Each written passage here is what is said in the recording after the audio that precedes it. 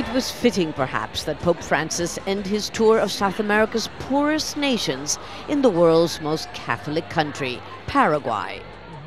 Here, as in Ecuador and Bolivia, he offered solace to prisoners, the ill, the very old, and the very poor, like residents of Bañado del Norte, a slum on the outskirts of Asunción. We have no land. We can't afford to buy proper homes on our salaries, said this woman. With every leg of his trip, Pope Francis added a new layer to his social gospel, to his defense of the poor, to his criticism of political intolerance, and of a world economic order that he says creates widespread inequality. Here in Paraguay, where at least 1 million people turned out for his final mass, the recurring theme was corruption, which he called the gangrene of society.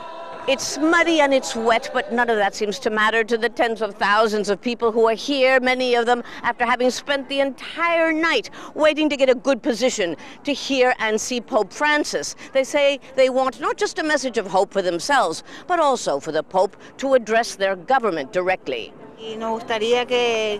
We'd like him to tell them to pay more attention to the humble, to the poorest, because our government does not. It suffers from gangrene, as the Pope says. But the Pope also acknowledged some of the Catholic Church's sins.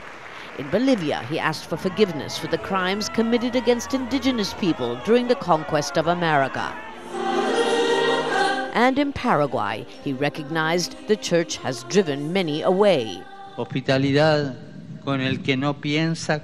I ask for hospitality with those who do not think the way we do, with those who have no faith or have lost it, sometimes because of our own actions. The Pope's personal appeal, especially here in his home continent, is undeniable. The expectation here is that his message will not only be heard, but heeded. Lucia Newman, Al Jazeera, Asunción, Paraguay.